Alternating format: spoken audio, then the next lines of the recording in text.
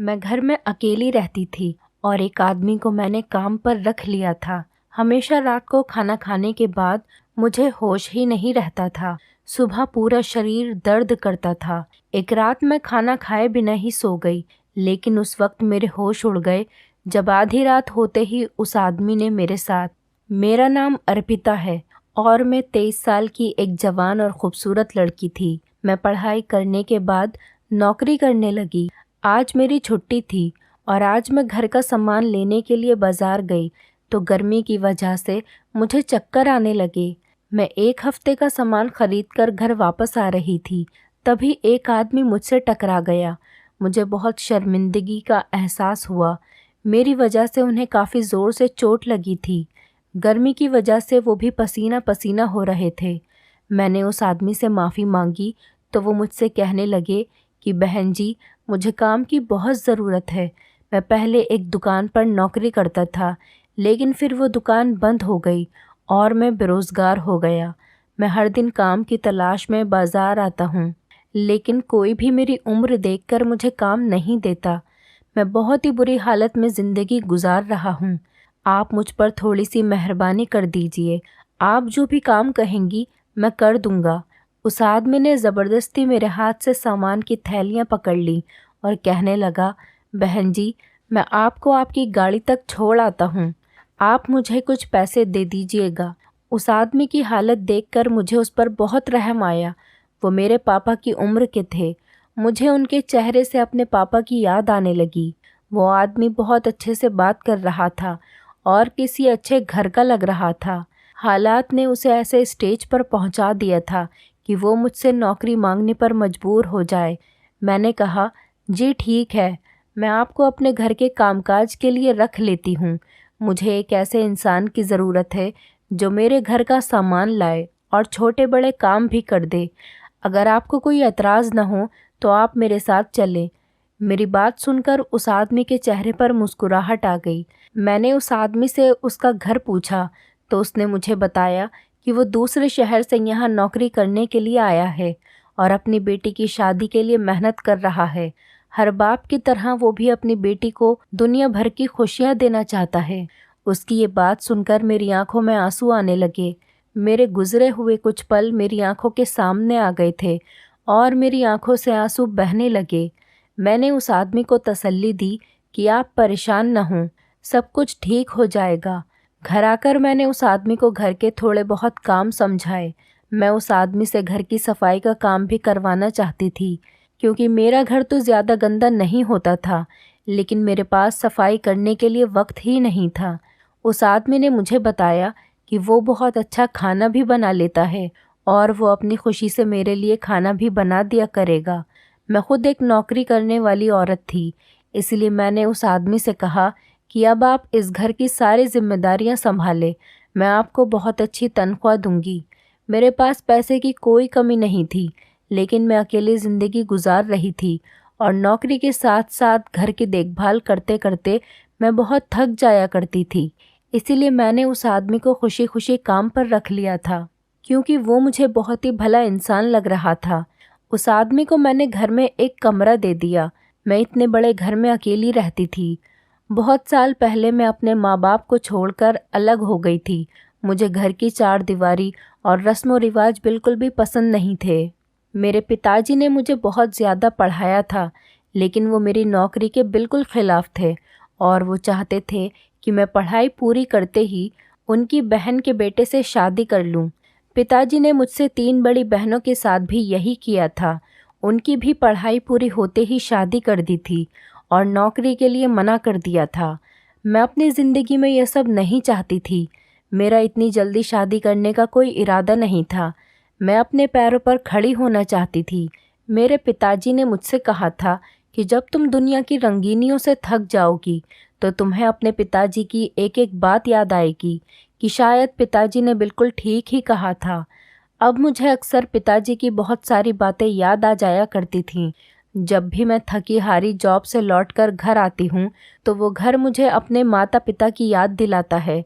मेरे माता पिता ने मेरी बहनों को पलकों पर बिठाकर रखा था और मैंने कभी घर का कामकाज नहीं किया था, लेकिन जब से मैं अपने माता पिता से लड़कर घर छोड़कर आई थी, मुझे सब कुछ खुद ही करना पड़ता था और धीरे धीरे मुझे एहसास हुआ था कि मेरे माता पिता ने मुझे किस तरह दुनिया के सर्द गर्म से बचाकर रखा हुआ था। अपनी डिग्री के बल पर मुझे एक बहुत अच्छी कंपनी में नौकरी मिल गई थी। मैं जब भी पीछे हटकर देखती तो मुझे यकीन हो जाता कि मैंने घर छोड़कर बिल्कुल सही फैसला किया है। लेकिन मुझे अब माता पिता की याद बेचैन कर देती है। मेरे पिताजी कहा करते थे कि लड़कियों को नौकरी करने के बाद भी शादी ही करनी होती है, तो बेहतर है कि किसी अच्छे लड़के से शादी करके मैं तुम्हें विदा कर दूं। जबकि मेरा मानना था कि मुझे अपने पैरों पर खड़ा होना चाहिए और अपनी मेहनत से ज़िंदगी में कुछ हासिल करना चाहिए। मैं इतनी जल्दी शादी नहीं करना चाहती थी। घर छोड़ने के बाद मैंने अपने सारे सपनों को पूरा कर लिया था। मैं सारा वक्त अकेले घर के कामों में उलझी रहती और मुझे आराम का भी वक्त नहीं मिलता था।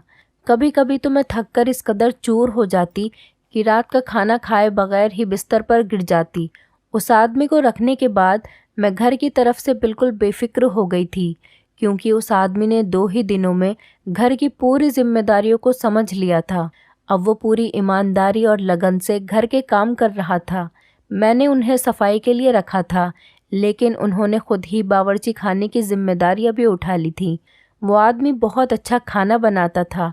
अब मैं हमेशा रात का खाना घर पे ही खाने लगी, वरना मैं ज़्यादातर रात का खाना बाहर से ही मंगवा लिया करती थी या फिर भूखी ही सो जाती थी। रात का खाना खाते ही अब मुझे ऐसी नींद आती कि मैं बिस्तर पर लेटते ही सो जाती और फिर सुबह सवेरे ही मेरी आँख खुलती। उस आदमी के आने से मैं अपनी नींद को लेकर बहुत ही ज़्यादा परेशान थी, क्योंकि मुझे पहले सारी रात बिस्तर पर लेटे रहने के बाद भी नींद नहीं आती थी। थकावट की वजह से मेरा सारा जिस्म दर्द करता था। लेकिन उस आदमी के आने से मुझे बहुत आराम था और मुझे बहुत अच्छी नींद आने लगी थी। उनको काम पर रखे हुए 15 दिन ही हुए थे कि सब कुछ बहुत अच्छे से चल रहा था। एक रात मुझे ऑफिस का कुछ काम निपटाना था, इसलिए मैंने खाना एक तरफ रख दिया और पहले काम करने लगी। थोड़ी ही देर में वो आदमी मेरे कमरे में आ गया। मैंने उसकी तरफ देखा और पूछा कि क्या हुआ, इतनी रात यहाँ? तो वो कहने लगा कि मुझे लगा कि आपकी तबीयत ठीक नहीं है, इसीलिए देखने के लिए चला आया। क्योंकि आपके कमरे की लाइट जल रही थी तो मुझे आपकी फ़िक्र हुई। मैंने उस आदमी से कहा कि नहीं नहीं, मैं तो बिल्कुल ठीक हूँ, अपना काम कर रही हूँ, आप जाकर सो जाएं। वो आदमी अपने कमरे में चला गया। जब अपना काम ख़त्म करके मैं सोने लगी तो मेरे दिमाग में एक सवाल आया कि ये आदमी इतनी रात तक क्यों जाग रहा है, जबकि वो तो मुझसे भी पहले का उठा हुआ होता है। मैं जब सोकर उठती हूँ तो वो पूरे घर की सफाई कर चुका होता है और मेरे लिए नाश्ते की तैयारियों में लगा हुआ होता है। इसी सोच में कुछ देर के बाद मैं सो गई और हमेशा की तरह सुबह उठकर ऑफिस चली गई। लेकिन कहीं ना कहीं मेरे दिमाग में उस आदमी को लेकर बहुत सारे सवाल उठ रहे थे, क्योंकि मैं उस आदमी को बिल्कुल भी नहीं जानती थी और मैंने उस पर इस कदर भरोसा कर लिया था कि उसे अपने घर में जगह दे दी थी। मुझे ऑफिस में पहले ही बहुत सारी परेशानियों का सामना करना पड़ रहा था और अब ऐसे में इस आदमी को लेकर भी मैं बहुत परेशान हो गई थी। वैसे तो यह आदमी बहुत अच्छे से बात करता था और दिल लगाकर घर का कामकाज करता था। मुझे उसने कोई परेशानी नहीं होने दी, लेकिन कल रात की बात ने मुझे कुछ उलझन में डाल दिया था। शाम को जब मैं घर वापस लौटी तो उस आदमी ने फ़ौरन चाय बनाई और मेरे कमरे में ले आया। मैंने उससे पूछा कि उसके घर वाले कैसे हैं और उसकी बेटी की शादी कब है। उस पर वो मुझे बताने लगा कि उसके घर वाले गांव में रहते हैं और उसे शहर आए कई साल गुजर चुके हैं। वो यहीं नौकरी करता है और 1 साल में एक बार अपने घर का चक्कर लगाता है। उनकी बेटी की शादी में 6 महीने बाकी हैं और उसको अपनी बेटी की शादी की तैयारियां करनी हैं, इसलिए उन्हें पैसों की ज़रूरत है। मैंने उस आदमी से कहा कि आप फिक्र न करें, मुझसे जितना हो सकेगा आपकी बेटी की शादी के लिए आपकी मदद ज़रूर करूँगी। वो ये सुनकर बहुत खुश हो गया और वहाँ से चला गया। मैं सोचने लगी कि न जाने मैं इस आदमी पर विश्वास करके ठीक भी कर रही हूँ या नहीं। मैंने सोचा कि मुझे एक बार इस आदमी को आजमा लेना चाहिए। मैंने रात को खाना नहीं खाया, बल्कि बीमारी का बहाना करके जल्दी सोने के लिए लेट गई। मैं आंखें बंद करके काफ़ी देर लेटी हुई थी, लेकिन कुछ भी नहीं हुआ। मैं सोच ही रही थी कि मैंने फालतू में ही एक अच्छे इंसान पर शक किया और ना जाने क्या क्या सोच लिया। इतने में कमरे का दरवाज़ा खुला और वो आदमी कमरे में चला आया। मैं कमरे का दरवाज़ा लॉक करके ही सोने के लिए लेटी थी। उस आदमी ने घर की एक्स्ट्रा चाबी से कमरे का दरवाज़ा खोला था। मेरी सांस रुक गई थी। इतनी रात को ना जाने मेरे कमरे में क्या करने आया था। मुझे सोता हुआ देखकर वो वापस कमरे से बाहर निकल गया और मेरी सांस में सांस आ गई। लेकिन उस वक्त मेरे कदमों तले से ज़मीन निकल गई जब उस आदमी के पीछे एक ऐसा इंसान कमरे में आया जिसे मैं बहुत अच्छी तरह से पहचानती थी, और मुझे यकीन नहीं आ रहा था कि वो इंसान आधी रात को मेरे कमरे में भी मौजूद हो सकता है। वो इंसान मेरे बिस्तर के करीब चला आया और मेरे पास बैठ गया। उसकी निगाहें मेरे शरीर पर थीं। जैसे ही उसने मेरे चेहरे पर हाथ फेरा, मेरी तो जान ही निकल गई और मैं उठकर बैठ गई। मुझे जागता हुआ पाकर वो इंसान भी हक्का बक्का रह गया। शायद उसे यकीन था कि मैं गहरी नींद में सो रही हूँ। मैंने फ़ौरन ही कमरे की सारी लाइट जला दी और शोर मचा दिया। वो आदमी जो मेरे घर में काम कर रहा था, वो भी फ़ौरन मेरे कमरे में चला आया। मैं गुस्से से उस आदमी की तरफ देख रही थी और वो नज़रें झुकाए खड़ा था। मैंने आगे बढ़कर उस इंसान का कॉलर पकड़ लिया और उससे सवाल किया कि वो रात के इस वक्त मेरे घर में क्या कर रहा है, जबकि मैं अच्छी तरह से जानती थी कि वो इंसान मेरे कमरे में क्यों आया है। जब मैं अपना घर छोड़कर नौकरी के लिए निकली तो मुझे अंदाज़ा हुआ कि दुनिया में अच्छे लोगों के साथ साथ बहुत से बुरे लोग भी मौजूद हैं जो आपके लिए मुश्किल खड़ी कर देते हैं, ख़ासकर उस वक्त जब आपके सर पर बाप भाई का साया न हो। मेरी नौकरी एक बहुत बड़ी कंपनी में लग तो गई थी, लेकिन वहाँ का मैनेजर जो मेरा बॉस था, मेरे लिए एक मुसीबत साबित हुआ था। मैं जवान होने के साथ साथ बहुत ज़्यादा खूबसूरत भी थी और यही बात मेरे लिए परेशानी बन गई थी। उसकी गंदी नज़रें हर वक्त मेरी तरफ जमी रहती हैं। वो मैनेजर मेरी खूबसूरती पर पूरी तरह दीवाना हो गया था और उसने ऑफिस में मेरा काम करना भी मुश्किल कर दिया था। वो बहाने बहाने से मुझे अपने कमरे में बुलाता और मेरे करीब आने की कोशिश करता। मैं जितना उससे बचने की कोशिश करती, वो जानबूझकर उतना ही मुझे तंग करता। जब मैं उसके कमरे में नहीं जाती तो वो खुद मेरे केबिन में चला आता और मुझसे इस तरह की बातें करता कि मैं शर्म से पानी पानी हो जाती। मैं जानती थी कि उसकी नीयत गलत है। एक दिन वो मुझसे कहने लगा कि वो मुझे बहुत अच्छा प्रमोशन दिलवाएगा अगर मैं उसकी ख्वाहिशों को पूरा कर दूंगी। मुझे अच्छी तरह मालूम था कि उसकी ख्वाहिश क्या होगी, इसलिए मैंने एक ज़ोरदार थप्पड़ उसके चेहरे पर मार दिया। मैं सोच भी नहीं सकती थी कि वो इतनी बड़ी कंपनी का काम करने वाला मैनेजर इतनी घटिया सोच का मालिक होगा। मैं उसकी बेटी की उम्र की थी, लेकिन उसे फिर भी मेरे साथ इतनी घटिया बात करते हुए कोई शर्म महसूस न हुई। जैसे ही मैंने उसके मुंह पर थप्पड़ मारा, ऑफिस में एक हंगामा खड़ा हो गया और बात ऊपर तक चली गई। मैंने अपनी सफाई में कुछ कहने की कोशिश ही नहीं की, जबकि मैनेजर ने मेरे खिलाफ बता दिया और कहा कि मैं उससे प्रमोशन मांग रही थी, और जब मैंने उसे प्रमोशन देने से इनकार किया तो मुझे बदनाम करने के लिए ये खेल रचाया है। मैं उसके झूठ पर दंग रह गई थी। वो बहुत पुराना नौकर था। मेरी कंपनी ने मुझसे ज़्यादा उस पर भरोसा किया और मेरे खिलाफ नोटिस भेज दिया। उस दिन के बाद मैं बहुत ही ज़्यादा मोहताज हो गई। मैं उस मैनेजर से दूर ही रहती थी। कोई काम भी होता तब भी उसके कमरे में नहीं जाती और नौकरों से अपना काम पूरा करवाती। मैं बहुत साल से उसे नज़रअंदाज कर रही थी क्योंकि मेरे लिए ये नौकरी बहुत अहम थी, लेकिन मैं नहीं जानती थी कि उस मैनेजर ने मेरा पीछा अभी भी नहीं छोड़ा है, बल्कि वो तो अपनी बेइज्जती का बदला मुझसे लेना चाहता था। आधी रात को अपने कमरे में मैनेजर को देखकर मेरी जान निकल गई थी। वो इस कदर बेशर्म निकला था कि इतनी आधी रात को मेरे घर आ गया था।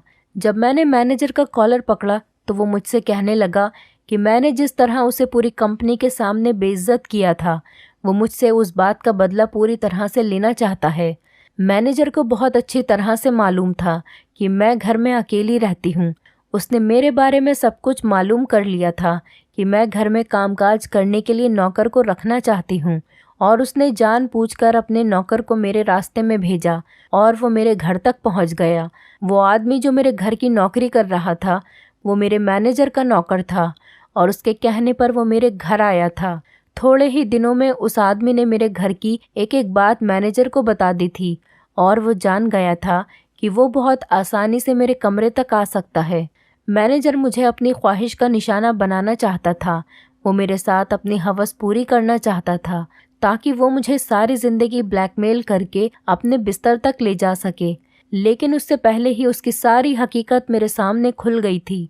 मैनेजर एक 50 साल का शादीशुदा और 3 बच्चों का बाप था। बस वो मुझे बेइज्जत करना चाहता था क्योंकि मेरे सर पर बाप भाई का साया नहीं था और इसीलिए उसने मुझे अच्छे से इस्तेमाल किया। आज मुझे एहसास हो रहा था कि मेरे पिताजी ठीक ही कहा करते थे कि बेटियां अपने घर की 4 दीवारी में सुरक्षित होती हैं। मैंने उस आदमी की तरफ गुस्से से देखा और उनसे कहा कि आप तो मेरे पिताजी की जगह थे। मैंने आप पर इतना भरोसा किया कि आपकी मजबूरी सुनकर आपको अपने घर ले आई। आपसे आपकी बेटी की शादी में मदद करने का मैंने वादा किया, लेकिन उसके बाद भी आपने मेरे साथ इतना बड़ा धोखा किया। उस आदमी ने शर्मिंदगी से नज़रें झुका ली और कहने लगा कि वो अपने मालिक की आज्ञा के आगे मजबूर हो गया था। उसके मालिक ने उससे कहा था कि अगर वो मालिक का ये काम करेगा तो वो मालिक उनकी बेटी की धूमधाम से शादी करवा देगा और वो अपनी बेटी को दुनिया की हर खुशी देना चाहता था। इसीलिए वो उसकी बात मान गया। लेकिन आज उन्हें एहसास हो रहा था कि अपनी बेटी की खुशियों के लिए उन्होंने किसी और की बेटी की इज्जत पर दाग लगा दिया था। मैनेजर ने अभी तक मेरी कोई फ़ोटो नहीं खींची थी, इसीलिए मैंने फ़ौरन पुलिस को फ़ोन करके घर बुलाया और उसे पुलिस के हवाले कर दिया और उस आदमी ने मुझसे माफ़ी मांग ली थी। उन्हें अपनी गलती पर पछतावा था। उसने कहा कि वो बहुत शर्मिंदा है क्योंकि वो अपने मालिक की बातों में आ गया था, लेकिन वो दिल से एक अच्छा इंसान था। मैनेजर की गिरफ्तारी की खबर जब कंपनी में पहुंची तो उसे नौकरी से निकाल दिया गया और उस आदमी को मैंने अपने ही घर में नौकरी दे दी। मैं अपने माता पिता से पहली बार मिलने के लिए उनके घर जा रही थी। मैं उनसे मिलने के लिए बहुत बेचैन थी। मैं उनसे माफ़ी मांगना चाहती थी क्योंकि अब मुझे अच्छी तरह से समझ आ गया था कि मैं कितनी गलत थी। पहले मुझे माता पिता की बातें बहुत बुरी लगती थी, लेकिन अब मुझे पता चल गया था कि कहीं ना कहीं वो मुझसे ज़्यादा ज़माने की खबर रखते हैं। जब मैं अपने घर पहुंची तो मेरे माता पिता मुझे देखकर बहुत खुश हुए और मेरे पिताजी ने सब कुछ भुलाकर मुझे अपने गले से लगा लिया। मैंने पिताजी को बताया कि मैं बहुत ही अच्छी नौकरी कर रही हूँ और अब मैं शादी करना चाहती हूँ। मेरी बात सुनकर मेरे पिताजी मुस्कुरा उठे और कहने लगे कि तुम्हें जो भी लड़का पसंद आए हम तुम्हारी शादी उससे करवा देंगे। मैंने पिताजी से कहा कि मुझे सिर्फ नौकरी करने की ख्वाहिश थी, मैं किसी को पसंद नहीं करती और अब आप जिससे कहेंगे मैं उससे शादी कर लूँगी। पिताजी ने अपनी पसंद से मेरी शादी एक लड़के से करवा दी जिसे मेरी नौकरी पर कोई एतराज़ नहीं था। मुझे समझ आ गया था कि जिस औरत के सर पर किसी मर्द का साया नहीं होता, ज़माना उसे लूटने के लिए तैयार रहता है। इंसान शादी के बाद भी अपनी ख्वाहिश पूरी कर सकता है और मैं भी नौकरी करके अपनी ख्वाहिश पूरी कर रही थी। और पिताजी सच कहा करते थे कि औरत को बिना ज़रूरत नौकरी नहीं करनी चाहिए। दोस्तों, उम्मीद करती हूँ आपको हमारी कहानी पसंद आई होगी। कहानी पसंद आई है तो वीडियो को लाइक करें, चैनल पर नए हैं तो चैनल को सब्सक्राइब करें और हाँ, नोटिफिकेशन बेल को ज़रूर दबाएं ताकि अगली अपडेट सबसे पहले